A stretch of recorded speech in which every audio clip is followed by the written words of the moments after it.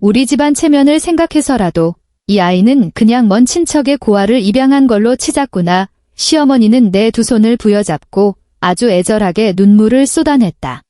나는 아기 침대 속에 누워있는 내 남편의 이목구비를 그야말로 붕어빵처럼 쏙 빼닮은 남자아이를 빤히 내려다보며 얼음물 한 컵을 벌컥벌컥 들이켰다. 목구멍까지 치밀어 오르는 역겨움을 억누르기 위해서였다. 그 인간들은 나를 그저 말 잘 듣는 현금 인출기쯤으로 여겼던 모양이다. 겁도 없이 아이의 100일 잔치를 서울 신라호텔에서 무려 20테이블이나 예약해버렸으니 말이다. 호텔 직원이 3천만 원이 찍힌 계산서를 들고 다가올 때까지도 내내 죽은 척을 하던 내 남편은 그제야 사색이 되어 허둥대기 시작했다. 하얗게 질린 그의 얼굴을 보며 나는 눈길조차 주지 않고 쏘아붙였다. 내 아이도 아닌데 내가 왜 그 돈을 내야 해? 계산하고 싶으면 얘의 친엄마더러 와서 카드 긁으라고 해. 본격적인 이야기에 앞서 구독과 좋아요, 그리고 지금 어디서 이 이야기를 듣고 계신지 댓글로 남겨주세요. 반갑게 인사드리겠습니다. 자, 그럼 이야기 시작하겠습니다. 도어록에서 짧은 전자음이 3번 울렸다. 문이 열렸다.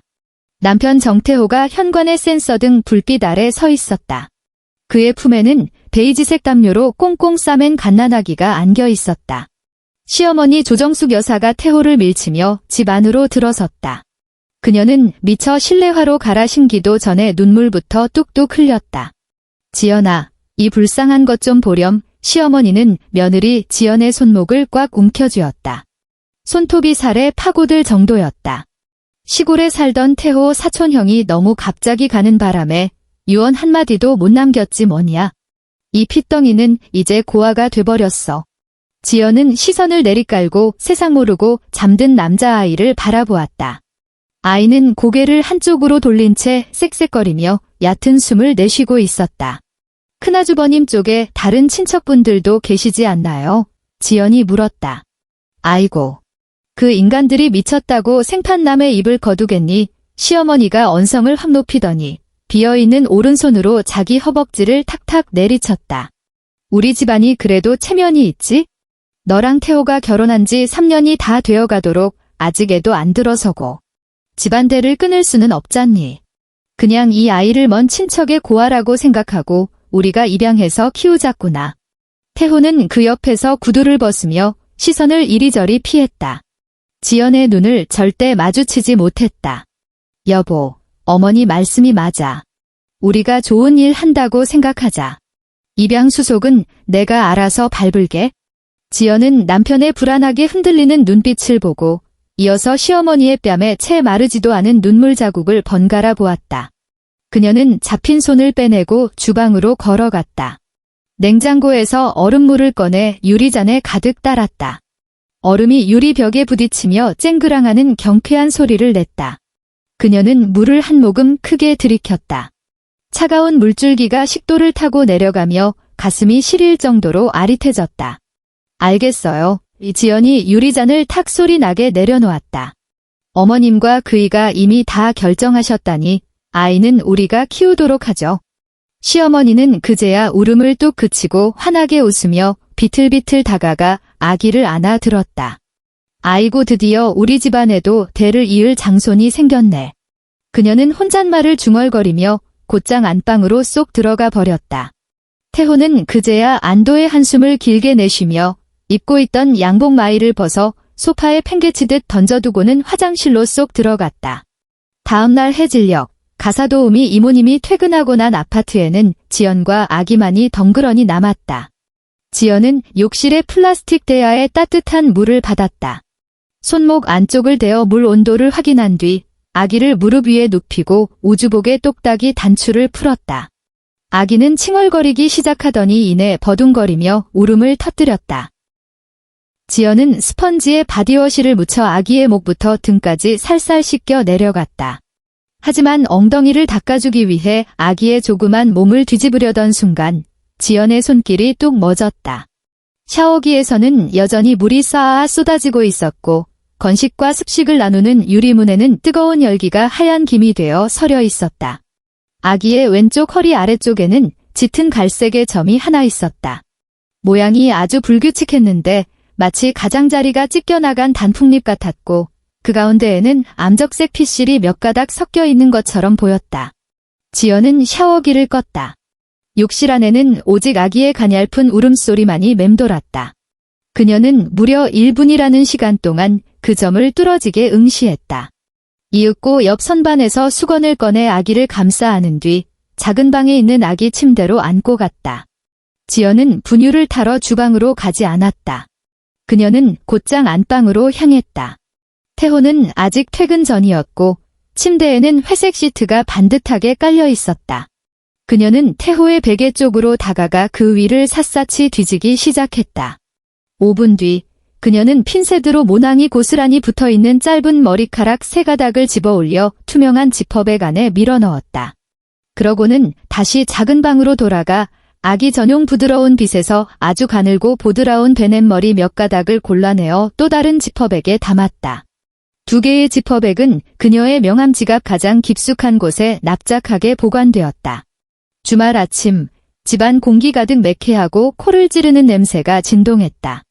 거실에 원래 깔려있던 양모러그는 온데간데 없고 그 자리에는 두툼하고 투명한 비닐 매트가 거실 바닥을 덮고 있었다.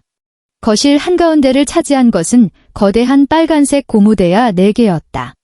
소금에 절여진 배추 수백 포기가 산더미처럼 쌓여 있었고 그 옆으로는 고춧가루, 다진 마늘, 새우젓, 그리고 생강을 섞어 만든 새빨간 김칫소 2다라이가 놓여 있었다. 시어머니 조 여사가 이 집에 들어온 지 사흘째 되는 날이었다. 그녀는 며느리 지연이 장손을 제대로 돌볼 줄 모른다는 핑계를 대며 아예 커다란 캐리어 2개를 끌고 안방으로 들어와 짐을 풀었다.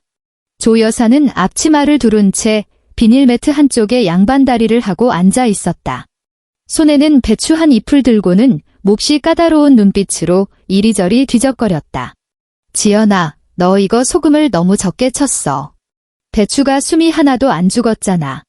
이래가지고 김장김치 맛이 나겠니? 조 여사가 쥐고 있던 배추를 대야 위로 휙 던지자 붉은 김칫국물이 몇 방울 사방으로 튀었다. 얼른 와서 속이나 버무려. 태호 다음 주부터 도시락 싸가야 하는데 겉절이도 없이 어쩌려고 그래?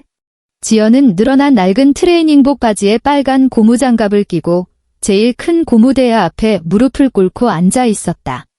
허리는 이미 끊어질 듯 아파와서 제대로 펴기도 힘들었고 이마에 맺힌 땀방울이 뺨을 타고 흘러내려 옷깃을 적셨다. 그녀는 한 웅큼 쥔 빨간 양념을 배춧잎 사이사이에 골고루 펴 발랐다. 고춧가루의 매운 향 때문에 눈시울이 시큰거렸지만 그녀의 손놀림은 멈추지 않았다. 어머님, 애가 울어요. 지연이 낮게 깔린 목소리로 말했다. 작은 방 쪽에서 아이의 칭얼대는 소리가 끊어질 듯 이어지고 있었다. 태호 지금 방에 있잖아.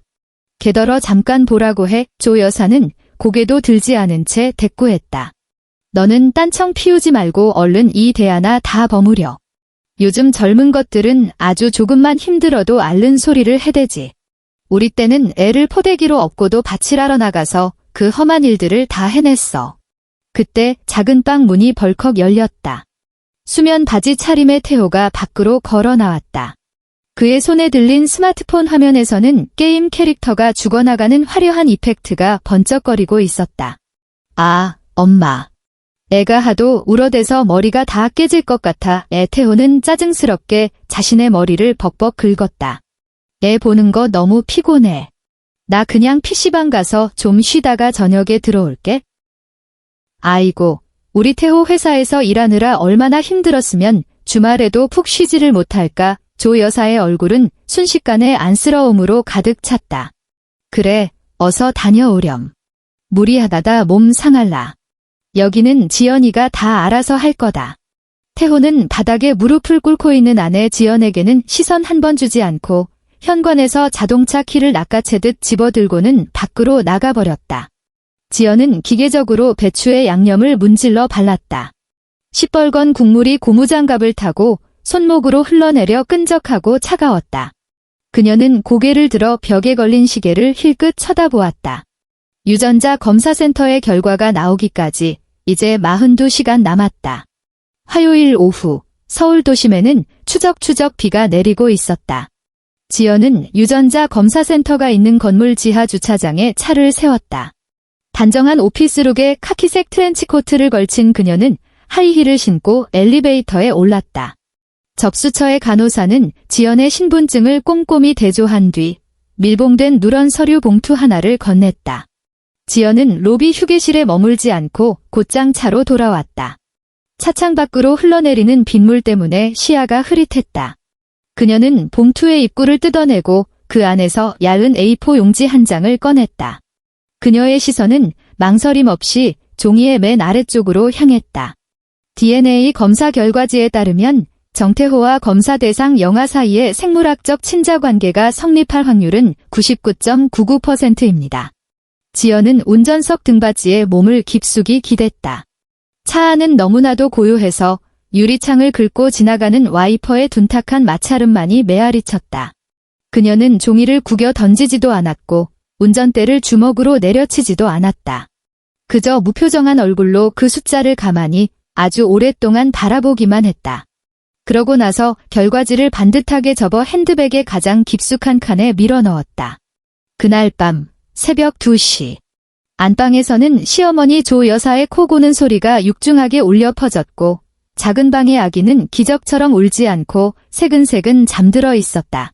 서재의 간이 침대에서 자고 있는 태호 역시 규칙적인 숨소리를 내고 있었다. 지연은 불을 켜지 않은 채 양말을 신은 발로 소리 없이 현관으로 걸어갔다. 벽에 걸려있던 태호의 자동차 키를 집어들고 엘리베이터를 타 지하 3층 주차장으로 내려갔다. 태호의 검은색 세단은 구석진 곳에 얌전히 주차되어 있었다. 지연은 조수석에 올라타 블랙박스에 메모리 카드를 뽑아냈다. 서재 옆 작은 창고방으로 돌아온 지연은 노트북을 켜고 리더기에 메모리 카드를 꽂았다. 모니터에서 뿜어져 나오는 푸르스름한 불빛이 핏기 없는 그녀의 얼굴을 비추었다. 최근 한 달치의 오디오 녹음 기록을 클릭한 그녀는 이어폰을 끼고 빠르게 배속을 넘기며 듣기 시작했다. 30번째 음성 파일을 재생하던 순간 마우스를 쥔 그녀의 손이 멈췄다. 그것은 엊그제 오후 태호가 PC방에 게임을 하러 가겠다고 집을 나섰던 시간대였다. 오디오 파일에서 흘러나온 것은 게임 효과음이 아니라 거친 자동차 엔진 소리였고 이어서 차 문이 열렸다가 닫히는 묵직한 소리가 들려왔다. 그리고 어떤 여자의 목소리가 울려 퍼졌다. 짙은 울음기가 밴 목소리였다. 태호 오빠, 사채업자들이 또 문을 부수려고 찾아왔어. 나 진짜 더는 못 버티겠어. 지연의 손가락이 키보드 위에서 순간 허공에 맴돌았다. 귀에 익은 목소리였다. 3년 전 그녀와 태호의 청첩장이 막 돌기 시작했을 때 공중전화로 전화를 걸어와 자신이 태호의 첫사랑 이수진이라며 제발 태호를 자기에게 돌려달라고 엉엉 울며 매달렸던 바로 그 여자였다. 그 일로 태호는 지연의 발밑에 무릎을 꿇고 싹싹 빌며 저 여자가 일방적으로 집착하는 것일 뿐 이미 다 정리된 사이라고 맹세했었다. 울지 마, 수진아. 뚝 그쳐 오디오 너머로 들리는 태호의 목소리는 소름 끼치도록 다정했다. 지연이 결혼 후 단 한 번도 들어보지 못한 부드러운 말투였다. 우리 애는 우리 엄마랑 그 여자한테 맡겼어. 자기들 핏줄인 줄 알고 보물처럼 애지중지 키우고 있잖아. 조금만 더 참아. 내가 그 여자한테서 돈을 좀 뜯어내서 내 사채 빚 다 갚아줄게. 그러면 우리 세 식구 다시 모여서 살 수 있어? 그 여자가 순순히 돈을 내놓겠어? 100일 잔치 얘기는 꺼내봤어. 이수진이 훌쩍이며 물었다. 안 내놓고 100여? 우리 엄마가 어떻게든 돈 내놓으라고 들들 볶을 텐데. 그 여자는 완벽한 며느리 코스프레 하느라 뭐든 다 알겠다고 할 인간이야. 걱정 마, 우리의 100일 잔치 내가 기깔나게 열어줄게. 그동안 고생한 너한테 미리 주는 보상이라고 생각해. 지연은 숨소리 하나 내지 않고 저장 버튼을 눌러 이 음성 파일을 3개의 서로 다른 클라우드 드라이브에 분산 백업했다. 그러고는 메모리 카드를 뽑아 겉면에 묻은 지문을 옷소매로 꼼꼼히 닦아낸 뒤 다시 지하주차장으로 내려가 태호의 블랙박스에 제자리에 꽂아두었다. 다음 날 저녁 식사 시간. 식탁 위에는 밑반찬 몇 가지와 앞뒤로 노릇하게 구워진 생선 한 마리가 올려져 있었다. 시어머니 조 여사가 밥을 한술 넘기더니 숟가락을 식탁 위에 탁 소리 나게 내려놓았다. 지연아, 다음 달이면 우리 장손 100일이다. 조 여사는 이쑤시개로 이를 쑤시며 지연의 얼굴을 쓱 훑어보았다. 이게 우리 집안에 얼마나 큰 경사냐. 친척들이 다들 눈에 불을 켜고 기다리고 있는데 구질구질하게 대충 할 수는 없지 않겠어? 태호는 고개를 푹 숙인 채 생선 가시를 바르는데 열중하는 척했지만 토끼처럼 귀를 쫑긋 세우고 있었다. 어머님은 어떻게 하셨으면 좋겠어요. 지연은 밥그릇을 내려놓고 두 손을 모아 식탁 위에 단정하게 올려놓았다. 서울 시내 한복판에 있는 제일 비싼 5성급 호텔로 잡거라. 이 조 여사는 당연하다는 듯이 턱을 치켜들었다. 20 테이블은 깔아야지. 내가 이 아이 호적상 어미인데 이 정도는 마땅히 해야 할 도리 아니냐. 예산은 우선 내가 5천만 원 정도 먼저 융통해오고 모자라면 더 채워 넣는 걸로 하자꾸나. 태호가 그제야 고개를 들더니 민망함을 감추려는 듯 헛기침을 해댔다. 크흠, 여보. 이건 다 우리 집안 체면을 살리자고 하는 일이니까? 당신도 내 월급 뻔히 알잖아. 내가 그 큰돈이 당장 어디 있겠어.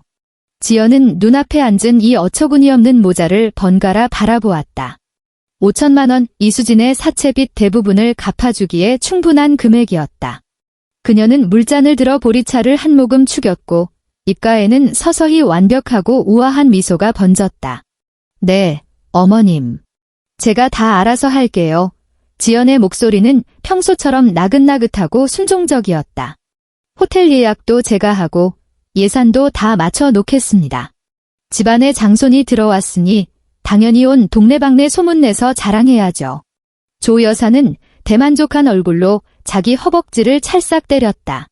아이고, 역시 우리 집안 복덩이 며느리라니까? 어서 저기 생선 대가리 살 발라서 우리 태호 숟가락에 좀 얹어줘라. 회사 일하느라 머리 많이 쓰는 앤데? 지연은 군말 없이 젓가락으로 생선 대가리를 집어 태호의 밥그릇 위에 정갈하게 올려주었다. 여보, 많이 먹어. 금요일 오후, 지연은 회사에 반차를 냈다. 그녀는 은밀한 곳에 위치한 변호사 사무실에 앉아 있었다. 책상 맞은편에는 회색 정장을 차려입은 변호사가 서류를 넘기고 있었다. 이 전셋집 계약은 제가 결혼 전에 제 명의로 한 겁니다. 지연이 서류 뭉치를 변호사 앞으로 밀어주며 아무런 높낮이 없는 목소리로 말했다. 전세 보증금도 제가 전액 지불했고요. 이제 계약을 해지하고 보증금 전부를 돌려받고 싶습니다. 기간은 얼마나 걸리죠? 변호사가 임대차 계약서를 훑어보며 대답했다. 집주인 쪽에서 퇴거 확인만 해주면 법적 절차는 빠르면 2주 안에 끝납니다. 다만 상대방 가족이 눈치채고 거주권을 주장하는 것을 방지하려면 우리는 가장 빠른 절차로 진행해주세요. 지연이 그의 말을 잘랐다.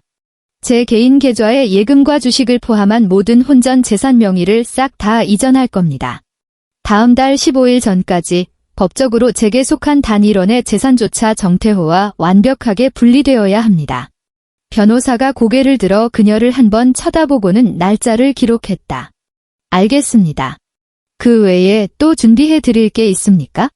이혼 소송 및 상간녀 위자료 청구 소송 소장 초안도 함께 준비해 두세요. 지연은 자리에서 일어나 트렌치코트 단추를 채웠다. 금액은 최고 기준으로 적어주시고요. 변호사 사무실을 나선 지연은 근처 문구점에 들렀다. 그녀는 아무런 무늬가 없는 새하얀 편지 봉투 하나를 골랐다. 차로 돌아온 그녀는 프린터로 짧은 문구 한 줄을 출력해 오려낸 뒤 봉투 안에 밀어 넣었다. 종이에는 짤막한 문장 하나와 시간, 그리고 주소만이 적혀 있었다. 내 아들이 지금 누구 품에 안겨 있는지 직접 와서 확인해 볼래? 그녀는 우표를 붙이고 차를 몰아 서울 시내를 반 바퀴나 빙빙 돈 끝에 구도심 골목길에 세워진 낡고 빨간 우체통 앞에 멈춰 섰다. 그녀는 봉투를 그 안으로 미련 없이 밀어 넣었다. 이수진의 주소는 태호의 블랙박스 내비게이션 기록을 뒤져 이미 완벽하게 알아둔 상태였다. 100일 잔치 당일 밤. 서울 시내에서 가장 비싸다는 5성급 호텔 연회장 안 천장에 매달린 거대한 크리스탈 샹들리에가 눈이 부실 정도로 하얀 빛을 뿜어내고 있었다.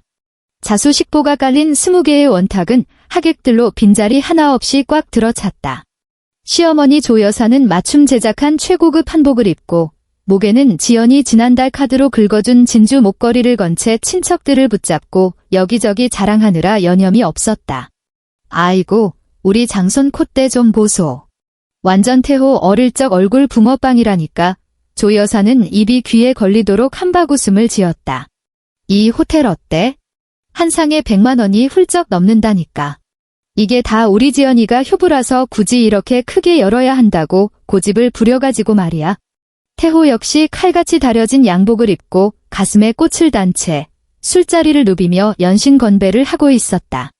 친척들은 앞다투어 그의 어깨를 두드리며 치켜 세웠다. 태호야, 아주 출세했네. 능력 있는 마누라 어떠니 이제 아들까지 생기고. 완전 인생 승리자야. 태호는 겉으로는 겸손한 척 손사래를 쳤지만 그의 얼굴에는 주체할 수 없는 득의양양함이 가득했다. 지연은 메인 테이블의 가장 끄트머리 자리에 눈에 띄지 않는 검은색 원피스를 입고 앉아 있었다. 그녀는 아이를 안지도 않고 그저 무미건조한 눈빛으로 이 모든 것을 구경하고 있었다. 아기는 조 여사의 품에서 이리저리 흔들리며 자지러지게 울어댔지만 그 누구도 진짜 신경 쓰지 않았다. 잔치가 막바지에 다다르자 하객들이 335 자리에서 일어나기 시작했다. 조끼를 단정하게 차려입은 호텔의 매니저가 직원 2명을 대동한 채 금태를 두른 검은색 최고급 가죽 계산서 철을 양손에 들고 정중한 걸음으로 메인 테이블로 다가왔다. 정 고객님, 조 고객님. 오늘 연회는 매우 원만하게 마무리되었습니다. 여기 오늘 행사의 결제 명세서입니다. 매니저가 계산서 철을 정중하게 펴서 태호의 눈앞으로 내밀었다. 조금 전까지 고함을 치며 떠들썩하던 친척들이 일제히 약속이라도 한 듯 입을 다물었다.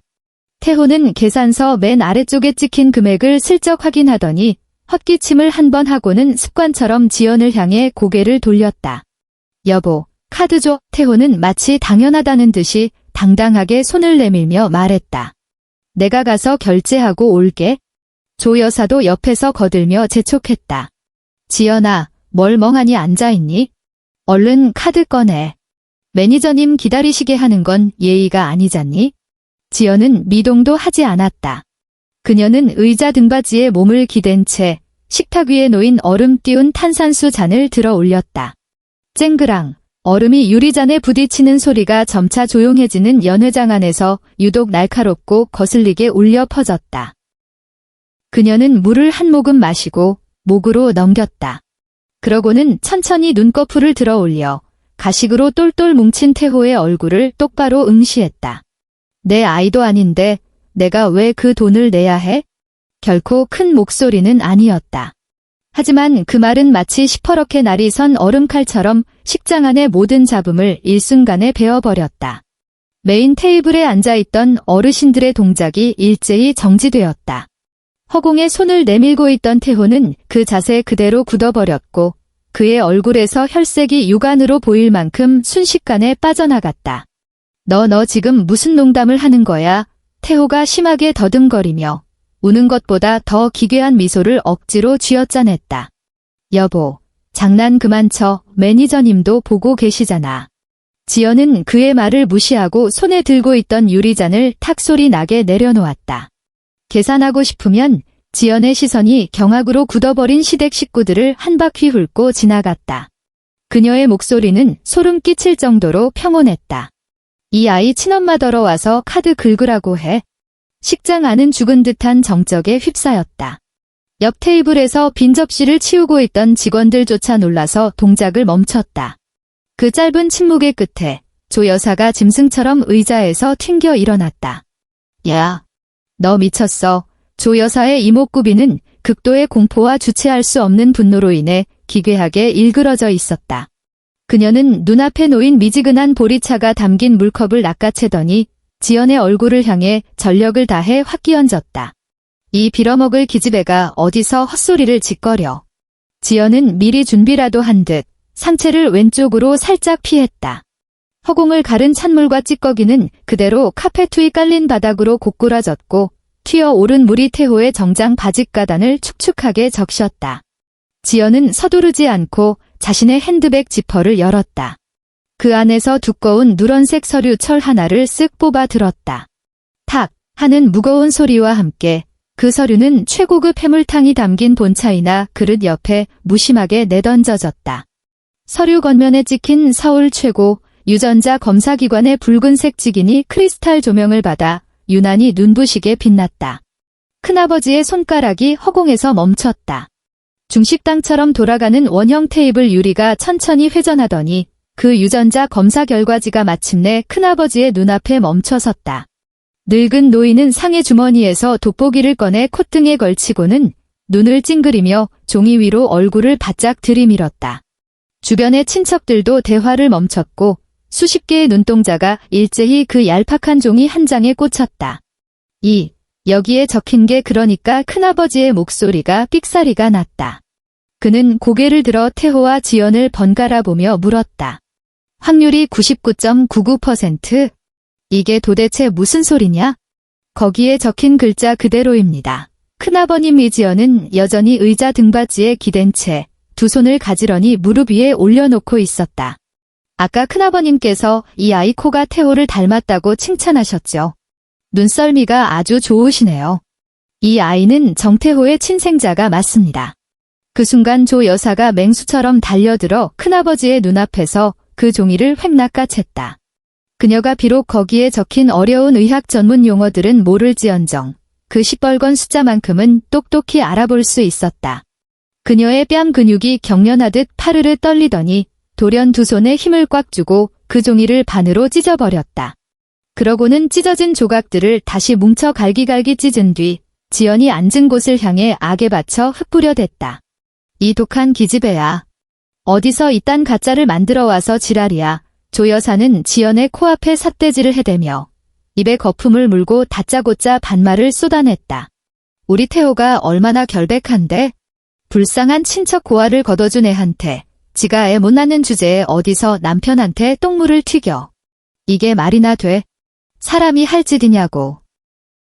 찢어진 종이 조각들이 눈송이처럼 지연의 까만 치맛자락 위로 떨어져 내렸다. 그녀는 그것을 털어내려는 신용조차 하지 않은 채 그저 미쳐 날뛰는 시어머니를 고요히 응시할 뿐이었다. 정태호는 이미 다리에 힘이 풀려 테이블 가장자리를 간신히 짚고 서 있었다. 그의 이마에는 식은땀이 송글송글 맺혔다. 그는 손을 뻗어 조 여사의 발을 끌어당겼다. 엄마, 제발 그만해. 태호가 목소리를 한껏 낮추더니 지연을 돌아보며 애원하는 눈빛을 보냈다. 여보, 우리 집에 가서 다시 얘기하자. 응? 오늘 어르신들 다 계시는데 제발 웃음거리 만들지 마. 웃음거리. 지연은 찬물에 젖은 치맛자락을 내려다보며 아무런 높낮이 없는 목소리로 대꾸했다. 남의 사생활을 대신 키워주겠다고 이 자리에 서서 5천만 원이나 들여 100일잔치까지 열어주는 것보다 더 큰 웃음거리가 세상에 또 있을까? 메인 테이블은 그야말로 발칵 뒤집혔다. 친척들의 수군거리는 소리가 파도처럼 밀려왔다. 아직 자리를 뜨지 않았던 옆 테이블의 하객들도 하나둘 자리에서 일어나 목을 길게 빼고 이쪽을 기웃거렸다. 사생활하고 먼 친척 핏줄이라며? 어머나 세상에, 본처더러 밖에서 나온 자식을 키우게 하다니 정씨 집안은 어떻게 저런 짓을 할 수가 있어? 어쩐지 태호랑 너무 똑같이 생겼더라니. 큰아버지가 테이블을 내리치며 불호령을 내리려던 찰나 연 회장의 육중한 원목 양문이 바깥에서부터 거칠게 벌컥 열렸다. 문경첩에서 둔탁한 마찰음이 울렸다. 모든 사람의 시선이 무의식적으로 문 쪽을 향했다. 어떤 여자가 문가에 서 있었다. 그녀는 구김이 간 촌스러운 꽃무늬 원피스에 보풀이 일어난 카디건을 걸치고 있었다. 헝클어진 머리칼에 어깨에는 다해진 까만 가죽 가방을 메고 있었고 두 손에는 아무런 무늬가 없는 새하얀 편지 봉투를 꽉 쥐고 있었다. 이수진이었다. 그녀는 금빛으로 번쩍이는 화려한 연회장 입구에 서서 머리 위로 쏟아지는 거대한 크리스탈 샹들리에와 정장을 쫙 빼입고 홀을 가득 채운 하객들을 번갈아 보았다. 그녀의 눈동자에 잠시 겁먹은 기색이 스쳤지만 이내 광기 어린 빛으로 뒤바뀌었다. 그녀는 굽다른 하이힐을 신고 카페트 위로 둔탁한 발소리를 내며 메인 테이블을 향해 성큼성큼 걸어왔다. 여보. 이수진의 갈라진 목소리가 연회장 전체를 찢어질 듯 울렸다. 그 호칭이 튀어나오자마자 웅성거리던 친척들은 바늘 하나 떨어지는 소리조차 들릴 만큼 일순간에 쥐 죽은 듯 조용해졌다. 정태호가 흠칫 놀라 몸을 돌렸다. 이수진을 발견한 순간 그의 얼굴은 새하얗다 못해 잿빛으로 변해버렸다. 그는 입을 떡 벌렸으나 단 한 글자도 내뱉지 못했다. 이수진은 다른 사람들은 안중에도 없다는 듯 곧장 조 여사 앞으로 돌진했다.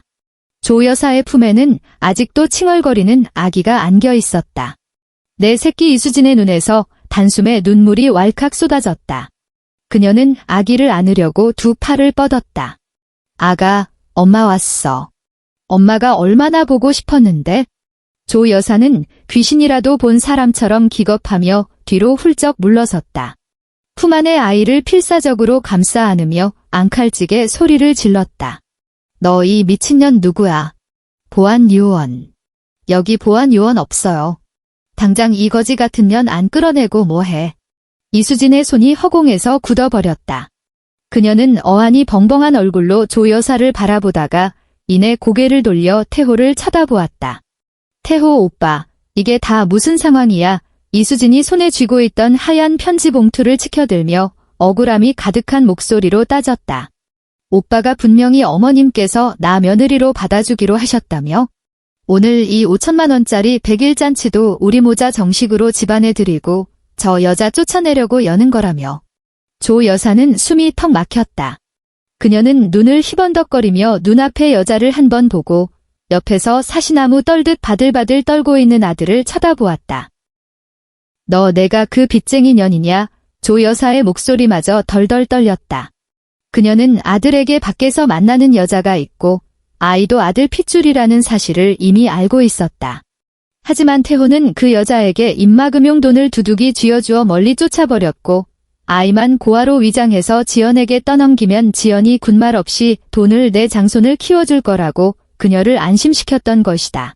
어머님, 어떻게 그런 섭섭한 말씀을 하세요? 이수진이 눈물을 훔치며 다급하게 말을 쏟아냈다. 태호 오빠가 지난달 통화할 때 분명히 그랬다고요.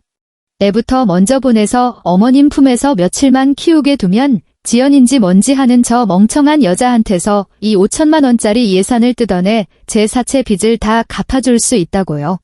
이제 돈도 다 들어왔잖아요. 이렇게 최고급 호텔까지 예약해놓고. 태호 오빠, 빨리 어머님께 사실대로 말해. 이수진의 폭로는 기관총처럼 사방을 향해 쏟아졌다. 그녀가 내뱉는 한마디 한마디가 정태호와 조 여사의 알량한 체면을 바닥 밑까지 끌어내리고 있었다.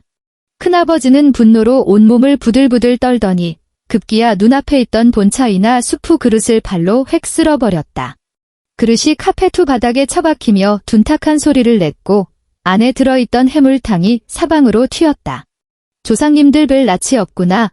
참말로 개망신도 이런 개망신이 없어. 큰아버지는 태호의 코앞에 삿대질을 하며 덜덜 떨리는 손가락으로 그를 가리켰다. 고아를 입양해? 본처 돈을 사기쳐서 밖에서 만난 첩년을 먹여 살려? 우리 정씨 집안에서 어쩌다 너 같은 짐승만도 못한 놈이 태어났노. 큰아버지는 호통을 치고는 미련 없이 뒤돌아 나가버렸다. 다른 친척들도 혀를 끌끌 차며 인사조차 남기지 않은 채 겉옷을 챙겨들고 마치 전염병 환자라도 피하듯 서둘러 연회장을 빠져나갔다. 왁자지껄하던 20테이블의 잔치상은 눈 깜짝할 새에 텅 비어버렸고 먹다 남은 음식들만이 덩그러니 남았다.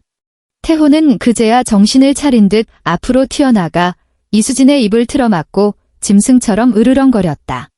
너 미쳤어. 누가 여기 오라고 했어. 당장 꺼져. 이수진은 있는 힘껏 태호의 손을 뿌리쳤다. 그 과정에서 가방끈이 흘러내려 바닥에 떨어졌다. 그녀는 눈앞의 남자를 믿을 수 없다는 듯 바라보다가 돌연 날카로운 비명을 지르며 달려들어 양손으로 태호의 얼굴을 마구 핥히기 시작했다. 내가 날 속여? 어제 사채업자들이 내가 사는 고시원까지 쳐들어와서 다 때려 부쉈어. 나 PC방에서 밤새우면서 도망 다녔다고. 맨날 이제 다 됐다. 다 됐다. 저 여자 속이기 쉽다더니 이제 와서 나보고 꺼지라고. 오늘 너 죽고 나 죽자. 이수진의 손톱이 태호의 얼굴에 세 줄기 붉은 핏자국을 남겼다. 태호는 비명을 지르며 이수진을 거칠게 밀쳐냈다. 아들이 당하는 꼴을 본 조 여사도 울고 있는 아기는 뒷전인 채 한 손으로는 아기를 안고 남은 한 손으로 이수진의 머리채를 잡아 아래로 사정없이 끌어내렸다. 내 아들한테서 손 떼. 이 천박한 년아. 세 사람은 메인 테이블 옆에서 한 덩어리가 되어 뒤엉켰다. 의자가 나뒹굴고 식보가 뜯겨나갔으며 테이블 위에 있던 접시들이 와장창 바닥으로 쏟아져 내려 식장하는 순식간에 난장판이 되었다. 지연은 자리에서 일어나 치맛자락의 주름을 조용히 매만졌다. 그녀는 바닥에서 미꾸라지처럼 뒹굴고 있는 세 사람을 내려다보았다. 그녀의 눈빛에는 분노도 동정도 없었다. 그저 쓰레기를 바라보는 듯한 서늘한 무관심뿐이었다. 그만하시죠. 엄숙한 목소리가 입구 쪽에서 들려왔다. 호텔 매니저가 체격이 건장한 보안요원 4명을 이끌고 다가왔다. 보안요원들은 신속하게 다가가 뒤엉켜 싸우던 세 사람을 강제로 떼어놓았다.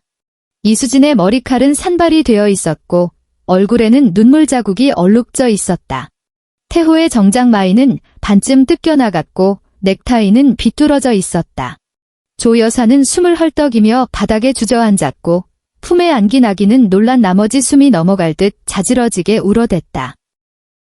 매니저는 바닥의 난장판을 혐오스럽게 힐끗 쳐다보고는 자신의 유니폼을 단정히 정리한 뒤 정태호에게 다가갔다. 정 고객님, 가족분들의 사적인 일에 끼어들어 대단히 죄송합니다만 연회는 이미 종료되었고 하객분들도 모두 퇴장하셨습니다. 매니저가 손에 든 금태둘은 검은색 가죽 계산서 철을 펼쳐 감정 없는 얼굴로 내밀었다.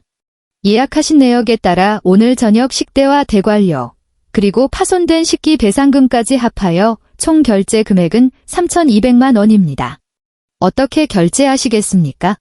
태호는 그 숫자를 멍하니 바라보며 마른 침을 꿀꺽 삼켰다.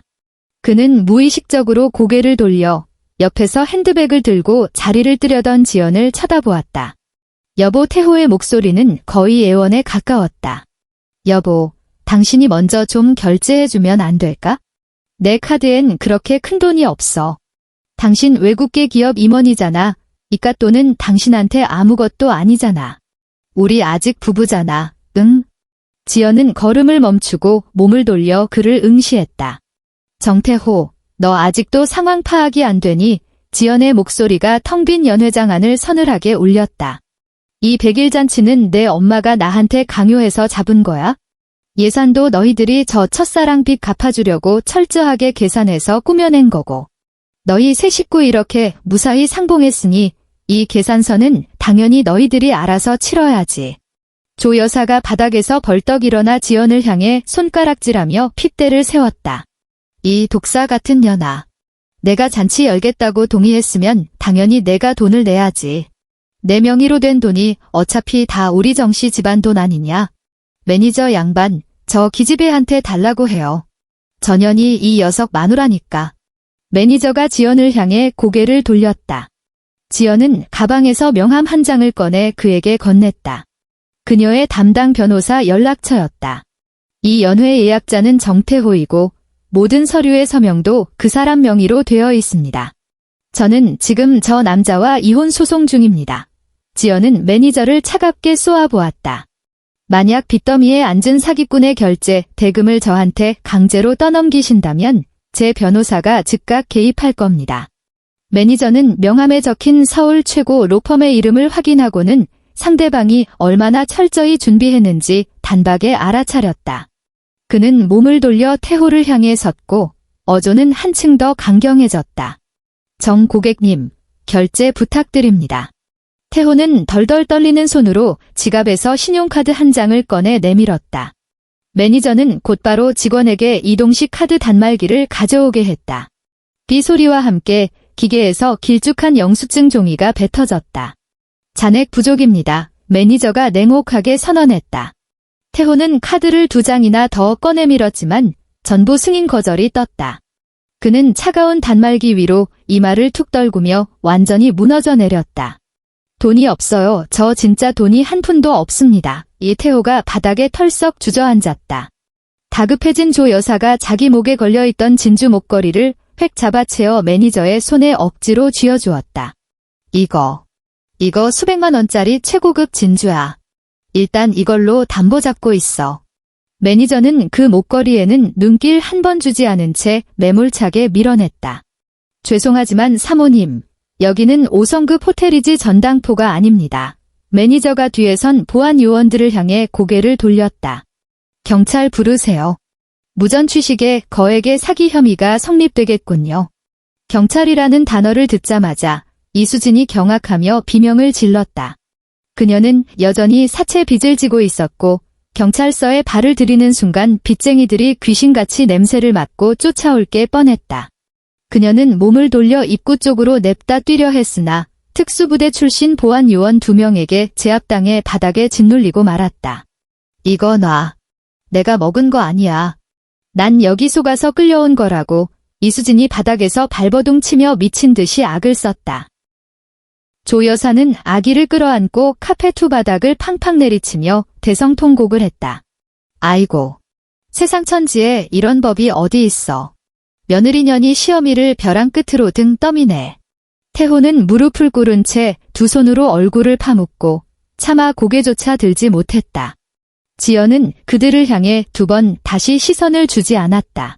그녀는 몸을 돌려 또각또각 하이힐 소리를 내며 흔들림 없는 걸음걸이로 연회장을 빠져나갔다. 복도 끝 엘리베이터 문이 스르르 열렸다. 지연은 안으로 들어가 1층 버튼을 눌렀다. 차가운 금속 문이 닫히는 바로 그 순간 그녀는 좁아지는 문틈 사이로 저 아수라장이 된 지옥도를 마지막으로 눈에 담았다. 호텔 정문을 나서자 서울의 차가운 겨울밤 공기가 얼굴을 때렸다. 지연은 얼음장처럼 시린 공기를 폐부 깊숙이 들이마시고는 트렌치코트 깃을 단단히 여몄다. 그녀는 집으로 가지 않고 차를 몰아 곧장 변호사 사무실로 향했다. 심야의 로펌 안, 회색 정장을 입은 변호사는 서류 더미가 잔뜩 쌓인 책상 앞에 여전히 앉아 있었다. 지연 씨, 지시하신 일은 모두 깔끔하게 처리되었습니다. 변호사가 서류 한 부를 그녀 앞으로 내밀었다. 전셋집 집주인 쪽에는 계약 해지 통보와 함께 위약금을 전액 지불하겠다고 하니 보증금을 즉각 반환해주기로 합의했습니다. 그 돈은 1시간 전에 지연 씨의 해외 개인 계좌로 송금 완료되었습니다. 이제 한국 내에 지연 씨 명의로 된 유동자산은 완벽하게 제로입니다. 지연은 펜을 들어 서류 맨 뒷장에 서명을 갈겼다. 소장은요? 내일 아침 일찍 법원에 접수될 겁니다. 변호사가 안경을 축혀 올렸다. 이혼 소송과 상간녀 위자료 청구 외에도 사기 결혼에 대한 추가 조항을 넣었습니다. 사생활을 고의로 위장해 양육비를 뜯어내려 한 행위는 명백하고도 악질적인 사기 범죄에 해당합니다. 그 아이 문제에 관해서는 그 아이는 저와 아무 상관 없습니다. 지연이 단호하게 말을 잘랐다. 오늘 이 시간부로 정씨 집안 사람들과 얽힌 모든 일은 저와 무관합니다. 로펌을 나선 지연은 문제의 그 전세 아파트로 돌아왔다. 그녀는 크고 무거운 짐은 단 하나도 챙기지 않았다. 그저 미리 싸둔 캐리어 하나만을 끌고 나왔을 뿐이다. 그 안에는 그녀의 개인 옷가지와 중요한 서류들만 들어 있었다. 그녀는 현관 앞에 서서 도어록의 설정 버튼을 눌렀다. 기존의 비밀번호를 전부 삭제하고 무작위로 생성한 새로운 숫자 조합을 입력했다. 삐리릭 도어록에서 경쾌한 확인음이 울렸다. 지연은 캐리어를 끌고 뒤도 돌아보지 않은 채 엘리베이터에 올랐다. 다음 날 해질녘.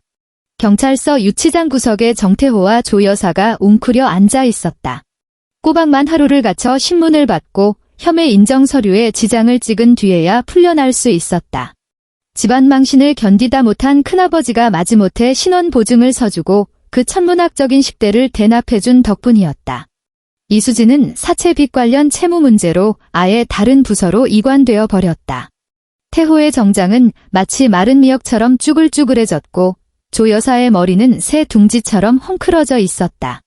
그녀의 품에 안긴 아기는 만 하루를 굶은 탓에 이제는 울 기력조차 남아있지 않았다. 빨리 집으로 가자. 집에 가서 지연이더러 밥 좀 차려오라고 해. 조 여사가 벽을 짚고 비틀거리며 일어났다. 다리가 후들거렸다. 이 빌어먹을 기집애, 집에만 가봐라. 내 기필코 그년 살가죽을 벗겨놓을 테니까. 모자는 서로를 부축하며 시내버스를 타고 아파트로 돌아왔다. 태호는 천근만근 무거운 발걸음을 이끌고 현관문 앞에 서서 익숙한 손놀림으로 비밀번호를 눌렀다. 삑삑삑 비밀번호 오류음이 났다. 태호는 멈칫하며 자기가 숫자를 잘못 누른 줄 알고 다시 한번 천천히 눌렀다. 삑삑삑 여전히 오류를 알리는 소리였다. 아니, 왜 이래? 너 자기 집 비밀번호도 까먹었어. 조 여사가 신경질적으로 그를 밀쳐내고 직접 손을 뻗어 번호를 꾹꾹 눌러댔다. 이내 도어록에서 요란하고 귀청이 찢어질 듯한 경고음이 울려 퍼지기 시작했다. 바로 그때 앞집 이웃집 아주머니가 문을 열고 고개를 쏙 내밀었다. 아유, 아직도 모르셨어요. 아주머니가 구경거리라도 난 듯 위아래로 훑어보며 말했다. 오늘 오전에 집주인이 사람 데리고 왔던데 이 집 전세 뺐다면서요? 비밀번호도 싹 다 바꿨대요. 전세를 빼다니요. 조 여사가 기겁하며 소리를 빽 질렀다. 이게 전세금이 얼만데. 보증금이 수억 원짜린데. 지연이 그 미친년이 집을 뺐다고요? 그럼 우린 길바닥에 나앉으란 말이에요? 아주머니는 입을 삐죽거리며 복도 끝 비상계단 쪽을 턱으로 가리켰다. 아주머니네 짐들은 집주인이 이삿짐 센터 불러서 저쪽에 다 쌓아뒀던데요. 오후에는 법원 사람들도 와서 저기다 뭐 시뻘건 딱지 같은 것도 막 붙여놓고 가고. 아무튼 복도에서 이렇게 동네 떠나가라 소리 지르지 마세요. 꼴사납게 진짜 쾅. 아주머니는 매정하게 문을 닫아버렸다. 태호와 조 여사는 반쯤 실성한 사람처럼 비상계단 쪽으로 우당탕 달려갔다. 싸구려 빨강 파랑 하양 줄무늬가 섞인 커다란 이민 가방 4개가 찬바람이 들이치는 구석에 덩그러니 내팽개쳐져 있었다. 그게 그들 모자의 전 재산이자 사유물의 전부였다. 이불이 쑤셔박힌 가장 큰 가방 위에는 법원의 시뻘건 압류 도장이 찍힌 가압류 딱지가 살벌하게 붙어 있었다.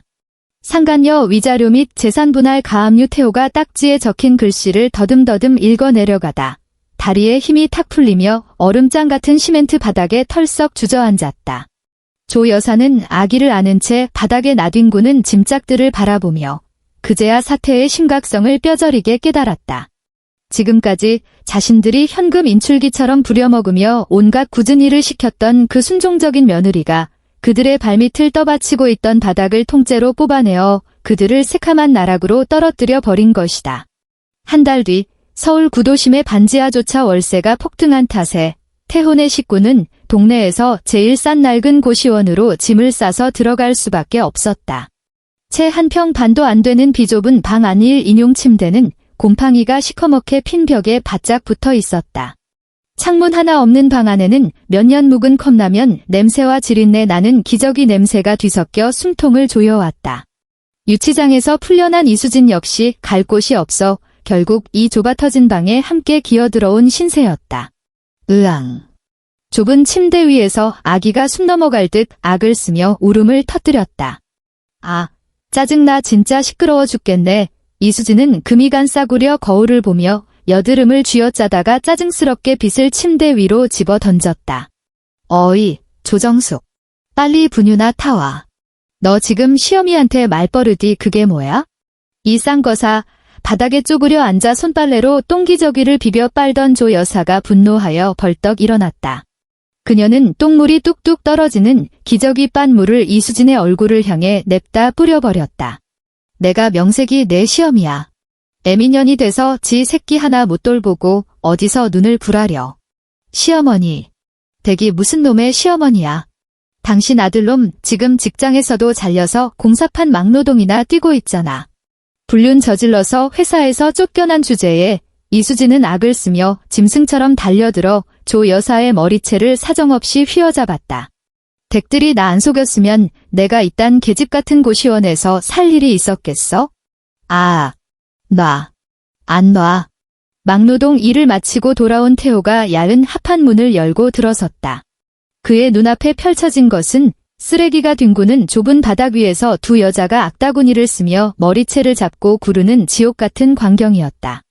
아기의 찢어지는 울음소리가 고막을 날카롭게 찔렀다. 그는 문지방에 기대어 서서 물이 새어 시커멓게 얼룩진 벽지를 바라보았다. 그의 두 눈은 영혼마저 깡그리 뽑혀나간 좀비처럼 텅 비어 있었다. 문득 그는 드넓은 거실에 은은한 디퓨저 향기가 맴돌던 그 집이 미치도록 그리워졌다. 매일 아침 식탁 위에 정갈하게 차려져 있던 따뜻한 밥과 국물 냄새가 사무치게 그리웠다. 하지만 그는 알고 있었다. 그 집의 도어록은 영원히 자신을 향해 굳게 닫혀버렸다는 사실을. 서울에 입동 후 첫눈이 펑펑 쏟아져 내렸다. 지연은 새로 매입한 탁 트인 고층 아파트 거실에 서 있었다. 번잡한 구도심의 소음에서 완벽하게 벗어난 이곳, 통유리창 밖으로는 고요하게 일렁이는 한강의 환상적인 야경이 펼쳐져 있었다. 집안에는 난방이 훈훈하게 돌아가고 있어 맨발로 원목 마루를 디뎌도 기분 좋은 온기가 발끝에서부터 전해졌다. 숨이 막힐 듯 매캐한 김장김치 냄새도 없었고 평생을 해도 끝이 안 날 지긋지긋한 집안일도 없었으며 방구석에 처박혀 게임만 쳐다보는 짐승만도 못한 남편도 없었다. 이곳엔 오직 완벽한 평온함과 고요함만이 존재했다. 그녀는 오픈형 주방으로 걸어가 티끌 하나 없이 깨끗한 냉장고 문을 열었다. 그 안에는 산더미처럼 쌓여있던 절인 배추도 온갖 냄새나는 양념이 담긴 플라스틱 통들도 없었다. 오로지 최고급 생수 몇 병만이 각 잡혀 가지런히 진열되어 있을 뿐이었다. 그녀는 생수 한 병을 꺼내 뚜껑을 비틀어 열었다. 그녀는 더 이상 얼음 정수기에서 얼음을 꺼내지 않았다. 가슴 깊은 곳에서 치밀어 오르는 역겨움을 짓누르기 위해 억지로 차가운 얼음물을 벌컥벌컥 쏟아부어야 했던 그 끔찍한 날들. 무릎이 끊어질 듯한 고통을 참으며 고무대야 앞에 엎드려 시뻘건 고추장 양념을 버무려야 했던 그 지옥 같던 시간들은 이제 모두 그녀의 손에 의해 완벽하게 땅속 깊숙이 파묻혀버렸다. 지연은 유리잔에 물을 따랐다. 온도는 실온과 똑같이 미지근했다. 그녀는 잔을 들어 부드럽게 한 모금 넘겼다. 물줄기가 식도를 타고 부드럽게 흘러내려갔다. 더 이상 가슴 한복판을 날카롭게 찌르는 차가운 통증은 없었다. 오직 잔잔하게 퍼지는 고요한 촉촉함만이 온몸을 감쌌다.